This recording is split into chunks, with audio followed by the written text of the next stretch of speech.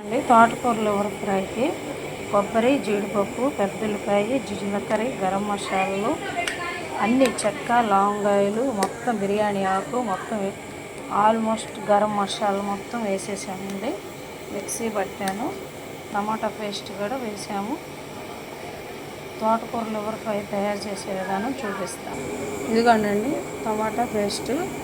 తోటకూర liver fry తయారు చేసే విధానానికి ఈ పేపర్ నిదానంగా అన్నీ ఎలా ఎంత అనేది క్వాలిటీ చెప్తాను.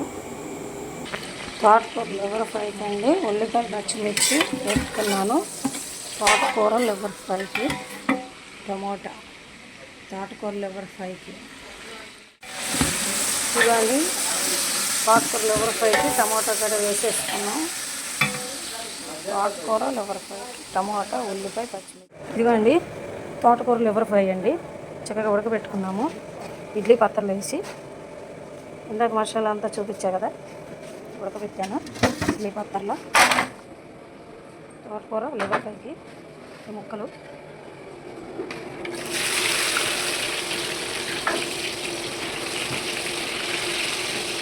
చక్కగా ఇవన్నీ ఆయిల్ వేయించాలండి. తోటకూర లివర్ ఫ్రై లివర్ ఉన్నట్టే ఉంటాయండి పీసులు కూడా. ఇదిగో ఇలాగా ఆల్రెడీ వేయించాను. తోటకూర లివర్ ఫ్రై ఇది గ్రేవీ అండి, ఉడుకుతుంది. ఇదిగోండి చక్కగా వేగుతున్నాయి. తోటకూర లివర్ ఫ్రై మంచి స్మెల్ వస్తుంది. మసాలా గ్రేవీ కూడా ఉడుకుతుంది. ఒక సైడ్ మసాలా మంచి పొక్కగా చూడండి. ఇది తోటకూర లివర్ ఫ్రై.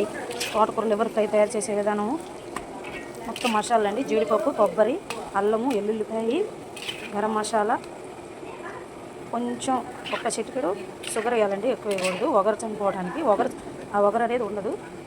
చక్కగా ఇడ్లీ పాత్రలు ఇలా పెట్టుకొని ఈ తోటకూర లివర్ ఫ్రై ముక్కలు ఇవి చూడండి, లివర్ ముక్కల్లాగా ఎలా ఉందో అలా రెడీ చేసుకోవాలండి. దీనిలోనేమో మసాలా గ్రేవీలోనేమో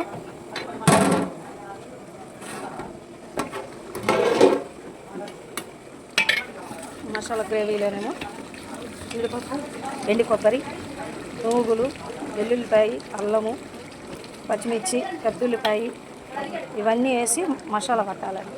గ్రేవీ ఇది లివర్. ఇదిగోండి తోటకూర ఫ్రై లివరు.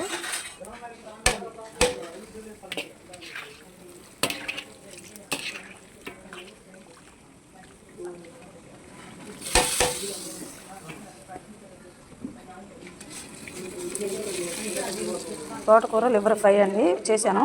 తోటకూర లివర్ కర్రీ, గ్రేవీ కర్రీ. కొత్తిమీర పుదీనా గడ వేసేసుకున్నామండి.